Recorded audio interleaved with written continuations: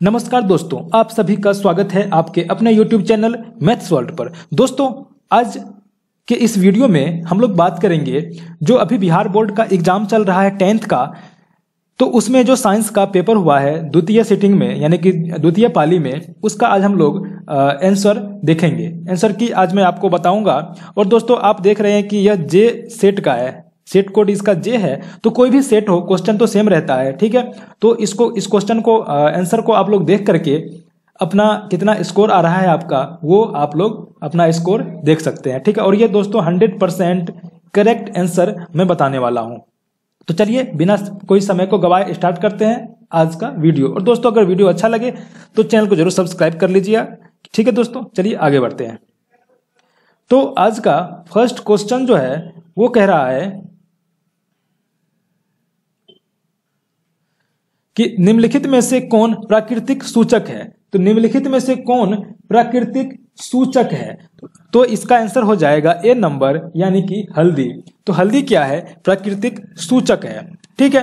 दूसरे number question पे चलते हैं। दूसरा नंबर क्वेश्चन में है कि ये जो OH है, OH अभिक्रियाशील मूलक वाले यौगिक का नाम क्या है? तो इसका नाम होता है अल्कोहल। अल्कोहल का अभिक्रियाशील मूलक जो होता है OH होता है, ठीक है। तीसरे नंबर क्वेश्चन पे चलते हैं। तो इस क्वेश्चन में कह रहा है कैल्शियम कार्बाइड जल के साथ अभिक्रिया करके क्या देता है? तो कैल्शियम कार्बाइड जल के साथ अभिक्रिया करके एथाइन देता है, जिसको हम लोग एसिटिलीन भी कहते हैं, जो कि फल को पकाने में काम आता है।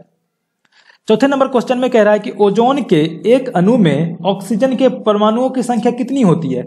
तो ओजोन का फॉर्मूला होता है O3, यानी कि 3 परमाणु ऑक्सीजन का होता है। इसका आंसर हो जाएगा सी नंबर, यानी कि 3, ठीक है। चलिए आगे बढ़ते हैं। कह रहा है कि कमरे के ताप पर द्रव अवस्था में रहने वाली धातु कौन सी है? तो धातु हो जाएगा पारा, क्योंकि आपने थर्मामीटर देखा होगा, उसमें कमरे के ताप पर वह द्रव अवस्था में रहता है, ठीक है। सरलतम हाइड्रोकार्बन कौन सा है? तो सरलतम हाइड्रोकार्बन जो है सो मीथेन होता है, ठीक है, जिसका फॉर्मूला होता है CH4। सबसे सरलतम है क्योंकि कार्बन की संख्या यहां पर 1 है, ठीक है। आगे क्वेश्चन क्या कह रहा है? 7 नंबर क्वेश्चन में आप देख रहे हैं कि यहाँ पर कह रहा है कि निम्नलिखित में से कौन क्षारीय ऑक्साइड है? तो धातु का जितना भी ऑक्साइड होता है वो होता है क्षारीय, ठीक है। तो सोडियम यहाँ पर धातु है, तो सोडियम के ऑक्साइड को क्षारीय ऑक्साइड कहते हैं, यानी कि इसका आंसर आपका डी हो जाएगा। बेकिंग पाउडर किसका किसका मिश्रण होता है? बेकिंग पाउडर जो होता है दोस्तों, जो सोडियम बाइकार्बोनेट और टार्टरिक एसिड का मिश्रण होता है। तो आपका डी ऑप्शन सही हो जाएगा। नेक्स्ट क्वेश्चन कह रहा है कि कौन सी बीमारी श्वसन तंत्र से संबंधित है? तो श्वसन तंत्र से संबंधित जो बीमारी है दोस्तों वो क्या है? निमोनिया, ठीक है। निमोनिया श्वसन तंत्र से संबंधित है, ठीक है। 10 नंबर क्वेश्चन में क्या कह रहा है? 10 नंबर क्वेश्चन में देखते हैं। तो एंड्रोजन क्या है? तो एंड्रोजन जो है, एंड्रोजन नर हार्मोन है, ठीक है। एंड्रोजन क्या है? नर हार्मोन है। 11 नंबर क्वेश्चन में कह रहा है कि रुधिर चाप नियंत्रित कौन करता है? तो रुधिर चाप नियंत्रित जो करता है एड्रिनल ग्लैंड करता है, ठीक है। एड्रिनल ग्रंथि होता है, वही रुधिर चाप को नियंत्रित करता है, ठीक है। 12 नंबर में है एक लिंगी पादप का उदाहरण कौन सा है? क्या है? एक लिंगी पादप उदाहरण कौन सा है? ये हो जाएगा पपीता, ठीक है। 13 नंबर क्वेश्चन में कह रहा है कि निम्नलिखित में से कौन मादा जनन तंत्र का भाग नहीं है? तो यहाँ पर अंडाशय, गर्भाशय, डिंबवाहिनी सब है, और लेकिन शुक्रवाहिका जो है सो नर जनन तंत्र का एक भाग है, ठीक है। आगे है द्विखंडन किसमें होता है? तो द्विखंडन जो होता है दोस्तों वो होता है पैरामीशियम में भी, अमीबा में भी और लिस्मेनिया में भी, यानी कि इस आपका डी ऑप्शन इसका इनमें से सभी हो जाएगा। अब है टेस्टोस्टेरोन। टेस्टोस्टेरोन जो है सो कहां से स्रावित होता है? तो टेस्टोस्टेरोन जो है वो टेस्टिस यानी कि वृषण से स्रावित होता है, जो कि एक नर हार्मोन है, ठीक है। आगे है मानव मस्तिष्क का औसत भार कितना होता है? तो मानव मस्तिष्क का औसत भार जो होता है 1400 ग्राम, यानी कि 1.4 किलोग्राम होता है। इलेक्ट्रॉन पर कितना आवेश होता है? इलेक्ट्रॉन पर -1.6 इंटू 10⁻⁻19 कूलम, यानी कि सी ऑप्शन आपका सही हो जाएगा। अब है खिलौनों में किस सेल का उपयोग होता है? तो खिलौना में जो दोस्तों सेल का उपयोग होता है वो होता है सूखा सेल का उपयोग, ठीक है, सूखा सेल का उपयोग। अब है कार्य करने की क्षमता को क्या कहते हैं? तो कार्य करने की क्षमता को ऊर्जा कहते हैं, यानी कि सी ऑप्शन आपका सही हो जाएगा। निम्नलिखित में से कौन विस्थापन अभिक्रिया का एक उदाहरण है? विस्थापन अभिक्रिया कहने का मतलब होता है कि जैसे CuSO4 में से SO4 को विस्थापित कर दिया, कौन? Fe जो है सो Cu की जगह पर आ गया, यानी कि Cu को विस्थापित कर दिया अलग इसमें से, ठीक है। तो यही होगा आपका सी ऑप्शन सही हो जाएगा। चलिए 21 नंबर क्वेश्चन में कह रहा है कि सिल्वर क्लोराइड का रंग कैसा होता है, तो सिल्वर क्लोराइड का रंग जो होता है वो गहरा काला होता है, यानी कि ए ऑप्शन आपका सही हो जाएगा। अब 22 नंबर में है निम्नलिखित में लवण कौन सा है, तो लवण जो होता है दोस्तों वो है NaCl सोडियम क्लोराइड, जिसको कि साधारण नमक भी बोलते हैं। तूतिया यानी कि नीला थोथा का अनुसूत्र क्या होता है, नीला थोथा यानी कि ब्लू विटिरियोल, तो उसका होता है ए नंबर यानी CuSO4 × 5H2O, ठीक है। 24 नंबर में है गंधक की परमाणु संख्या कितनी होती है, गंधक की परमाणु संख्या जो होती है वो होती है 16, गंधक यानी कि सल्फर का परमाणु संख्या जो होता है वो 16 होता है। 25 नंबर क्वेश्चन में है एक घोल नीले लिटमस पत्र को लाल कर देता है, घोल का पीएच मान क्या होता है, तो घोल जो होता है दोस्तों जो नीला लिटमस पत्र को लाल कर दे वह घोल होता है अम्लीय, और अम्लीय का पीएच मान होता है 7 से कम, तो ये आपका ए ऑप्शन सही हो जाएगा। बेंजीन का अनुसूत्र क्या है, बेंजीन का फॉर्मूला होता है C6H6, तो आपका सी ऑप्शन सही हो जाएगा, ठीक है। अब है इथाइल अल्कोहल का IUPAC नेम क्या है, इथाइल अल्कोहल का IUPAC नेम क्या है, तो वो हो जाएगा एथेनॉल। जैसे ही अल्कोहल लग गया तो यहाँ पर नॉल लग जाता है, ठीक है। अब आगे क्वेश्चन क्या कह रहा है 28 नंबर में CnH2n निम्नलिखित में से किसका सामान्य सूत्र है, तो CnH2n जो है वो है एल्कीन का, ठीक है। तो इसमें अगर हम -2 कर देंगे तो ये हो जाएगा किसका, एल्केन का, और +2 कर देंगे तो +2 करेंगे तो एल्केन का, और खाली CnH2n रहेगा तो एल्कीन का, और -2 कर देंगे तो एल्काइन का हो जाता है, ठीक है। आगे लोहे की परमाणु संख्या कितनी होती है, तो लोहे की परमाणु संख्या है 26। काफी इजी क्वेश्चन आया है दोस्तों। स्टेनलेस स्टील में लोहा एवं कार्बन के अलावे कौन कौन सा तत्व होता है, लोहा एवं कार्बन के अलावे इसमें होता है निकल और क्रोमियम, ठीक है, स्टेनलेस स्टील में। और पीतल क्या है, पीतल मिश्र धातु है, पीतल जो है मिश्र धातु है जिसमें तांबा और क्या रहता है, जिंक रहता है, ठीक है, यानी कि Cu और Zn, ठीक है। आगे नेक्स्ट क्वेश्चन देखते हैं। इसमें क्या निम्नलिखित यौगिकों में कौन अम्ल है, इसमें कौन सा अम्ल है, तो H2SO4 इसको क्या बोलते हैं, सल्फ्यूरिक अम्ल, तो आपका बी ऑप्शन सही हो जाएगा। आगे है अधातु के ऑक्साइड कैसे होते हैं, अधातु के ऑक्साइड अम्लीय होते हैं, धातु के ऑक्साइड क्षारीय और अधातु के ऑक्साइड अम्लीय होते हैं, तो आपका बी ऑप्शन सही हो जाएगा। आगे है कि कार्बन क्या है, कार्बन धातु है कि अधातु है, तो कार्बन जो है सो अधातु है, ठीक है। नेक्स्ट क्वेश्चन देखते हैं। निम्न में से कौन सा असंतृप्त हाइड्रोकार्बन है, तो असंतृप्त हाइड्रोकार्बन जिसमें डबल बॉन्ड और ट्रिपल बॉन्ड हो उसको बोलते हैं असंतृप्त हाइड्रोकार्बन। यहाँ पर देख रहे हैं कि इसमें डबल बॉन्ड आएगा, इसलिए इसको क्या बोलते हैं, इसको बोलते हैं एथीन, तो यहाँ पर ये जो है सो असंतृप्त हाइड्रोकार्बन हो जाएगा। एरोमेट्रिक हाइड्रोकार्बन कौन सा, जिसका कि शेप जो होता है वो बंद शेप में होता है, तो यहाँ पर बेंजीन का शेप क्या होता है, बंद होता है, इसलिए बेंजीन जो है सो एरोमेट्रिक हाइड्रोकार्बन C6H6 इसका हो जाएगा। 37 नंबर में निम्नलिखित में कौन अक्रिय गैस है, अक्रिय गैस आपका हीलियम हो जाएगा। हीलियम का होता है ना, हीलियम का जो अक्रिय गैस का जो ग्रुप होता है आवर्त सारणी में, उसका तो आपको ट्रिक पता होगा, ट्रिक है ना अगर कर 0 रन। 38 नंबर क्वेश्चन में है निम्नलिखित में कौन उपधातु है, उपधातु यहाँ पर क्या है, एसबी का नाम क्या होता है, एंटीमनी, ठीक है, एसबी का नाम क्या है, एंटीमनी, आपको एग्जाम में क्वेश्चन आ सकता है एसबी का एंटीमनी। 39 नंबर में पौधों में श्वसन होता है, तो पौधा में श्वसन जो है सो पत्तियों में होता है, ठीक है।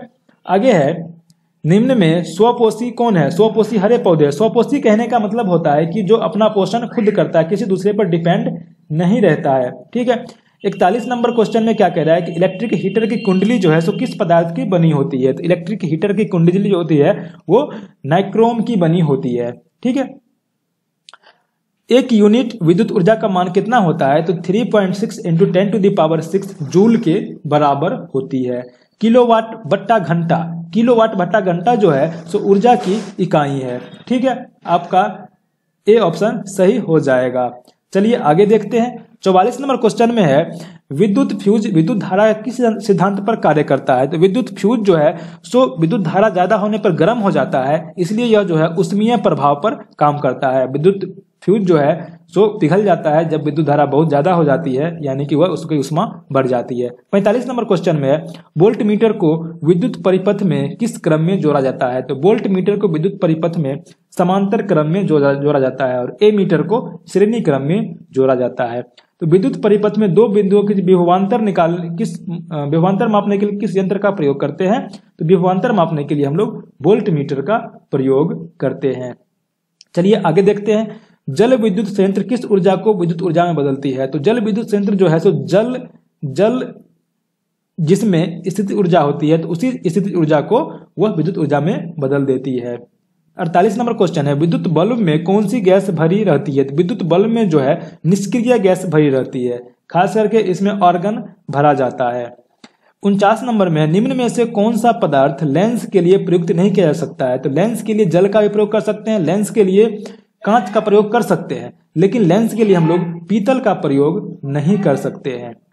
आगे देखते हैं नेक्स्ट क्वेश्चन, निम्न में से कौन संख्या प्रकाश के अपवर्तन के नियम के लिए सही है। तो प्रकाश के अपवर्तन का कितना नियम होता है। तो प्रकाश का अपवर्तन का भी 2 नियम और परावर्तन का भी 2 नियम होता है। तो यहाँ पर आपका ए ऑप्शन सही हो जाएगा। अब आगे है किसी वस्तु का प्रतिबिंब आंख के जिस भाग पर बनता है वह क्या है। तो वह रेटिना, यानी कि रेटिना पर किसी वस्तु का प्रतिबिंब बनता है आंख के रेटिना पर। किसी माध्यम के अपवर्तनांक म्यू का मान होता है sin i बट्टा sin r, यानी कि आपतन कोण की ज्या और परावर्तन कोण की ज्या के अनुपात को क्या कहते हैं, अपवर्तनांक कहते हैं। इसी को हम लोग स्नेल का नियम भी कहते हैं। ठीक है, चलिए आगे बढ़ते हैं। एक गोलीय दर्पण की फोकस दूरी 20 सेंटीमीटर है, प्लस 20 सेंटीमीटर, प्लस दिया हुआ है, प्लस 20 सेंटीमीटर है। तो गोलीय दर्पण कैसा है। तो दोस्तों यह जो गोलीय दर्पण हो जाएगा वो हो जाएगा उत्तल दर्पण। किसी भी उत्तल दर्पण का जो फोकस दूरी हमेशा पॉजिटिव होता है, अवतल दर्पण का फोकस दूरी हमेशा निगेटिव होता है। चलिए आगे बढ़ते हैं। तालाब का जल कम गहरा दिखाई देने के कारण क्या है, अपवर्तन है। ठीक है, चलिए आगे बढ़ते हैं। 55 नंबर में अवतल दर्पण की फोकस दूरी ऋणात्मक होती है, उत्तल की धनात्मक और अवतल की ऋणात्मक। चलिए आगे बढ़ते हैं। किसी अवतल दर्पण की फोकस दूरी f और उसकी वक्रता त्रिज्या r है, तो में से कौन सा संबंध सही है। तो यहाँ पर हो जाता है क्या कि फोकस दूरी दुगुनी होती है, फोकस दूरी जो है सो वक्रता त्रिज्या की आधी होती है, यानी कि वक्रता त्रिज्या जो है फोकस दूरी की 2 गुनी होती है। तो वक्रता त्रिज्या फोकस दूरी की 2 गुनी हो जाती है। चलिए आगे देखते हैं। न्यूक्लियस शब्द का प्रयोग सबसे पहले किसने किया था। तो न्यूक्लियस शब्द का प्रयोग सबसे पहले किया था ए नंबर, यानी कि रॉबर्ट ब्राउन ने। चलिए आगे बढ़ते हैं। पौधों में भोजन किस रूप में जमा होता है। पौधे में भोजन जो है सो स्टार्च के रूप में जमा रहता है। प्रसिद्ध पुस्तक द माइक्रोग्राफिया किसने लिखा था। तो यह है रॉबर्ट हुक ने। ठीक है, पौधों और पशुओं की कोशिकाओं का वैज्ञानिक अध्ययन क्या कहलाता है। तो पौधों और पशुओं की कोशिकाओं का वैज्ञानिक अध्ययन जो है वो कोशिका विज्ञान कहलाता है। 61 नंबर क्वेश्चन में है मानव हृदय घिरा हुआ है किससे। तो मानव हृदय जो घिरा हुआ है पेरिकार्डियम से। ठीक है, मानव हृदय किससे घिरा हुआ रहता है। तो पेरिकार्डियम से। चलिए आगे देखते हैं। बीजांड की ओर पराग नलिका की वृद्धि का कारण होता है। क्या क्वेश्चन कह रहा है कि बीजांड की ओर पराग नलिका की वृद्धि का कारण होता है। तो आपका हो जाएगा केमोट्रोपिज्म। ठीक है, केमोट्रोपिज्म। आगे बढ़ते हैं। मनुष्य में श्वेत रक्त कोशिकाओं की जीवन अवधि कितनी होती है। तो मनुष्य में श्वेत रक्त कोशिकाओं की जीवन अवधि जो होती है 12 से लेकर के 20 दिन तक होती है। आगे देखते हैं पित्त रस कहाँ स्रावित होता है। तो पित्त रस जो है वो कहाँ स्रावित होता है। तो उसका आंसर हो जाएगा आपका यकृत में। ठीक है, चलिए आगे बढ़ते हैं। प्रकाश के परावर्तन के कितने नियम है। तो प्रकाश के परावर्तन के भी 2 नियम और अपवर्तन के भी 2 नियम होते हैं। अवतल लेंस का आवर्धन क्या होता है। अवतल लेंस का आवर्धन होता है v/u, यानी कि आवर्धन क्या होता है, एक अनुपात होता है। दर्पण सूत्र क्या है। दर्पण सूत्र जो होता है 1/v + 1/u बराबर 1/f। ठीक है, चलिए आगे बढ़ते हैं। टिंडल प्रभाव जो है प्रकाश के प्रकीर्णन को प्रदर्शित करता है। चलिए बढ़ते हैं आगे। कौन सा लेंस हवा में अभिसारी लेंस की तरह व्यवहार करता है। तो उत्तल लेंस जो है सो हवा में अभिसारी लेंस की तरह व्यवहार करता है। चलिए उत्तल दर्पण में प्रतिबिंब कहाँ बनता है। उत्तल दर्पण में प्रतिबिंब कैसा बनता है। तो आभासी बनता है। ठीक है, चलिए आगे बढ़ते हैं। प्रकाशिक माध्यम कितने प्रकार के होते हैं? तो प्रकाशिक माध्यम 2 प्रकार के होते हैं, सरल माध्यम और विरल, सघन माध्यम और विरल माध्यम। ठीक है, चलिए आगे बढ़ते हैं। डायनेमो परिवर्तित करता है, डायनेमो जो है यांत्रिक ऊर्जा को विद्युत ऊर्जा में परिवर्तित कर देता है। किस जीव में हीमोग्लोबिन नहीं होता है? तो किस जीव में हीमोग्लोबिन नहीं होता है? तो मक्खी में हीमोग्लोबिन नहीं होता है। हीमोग्लोबिन की कमी से कौन सा रोग होता है? तो हीमोग्लोबिन की कमी से जो रोग होता है वो है एनीमिया। ठीक है, मनुष्य के आहार नाल में अवशेषी अंग कौन सा है? तो मनुष्य के आहार नाल में अवशेषी अंग है अपेंडिक्स। ठीक है, चलिए आगे बढ़ते हैं। निम्न में से कौन ट्रिप्सिन एंजाइम का कार्य है? तो ट्रिप्सिन एंजाइम का जो कार्य है वो है प्रोटीन का पाचन करना।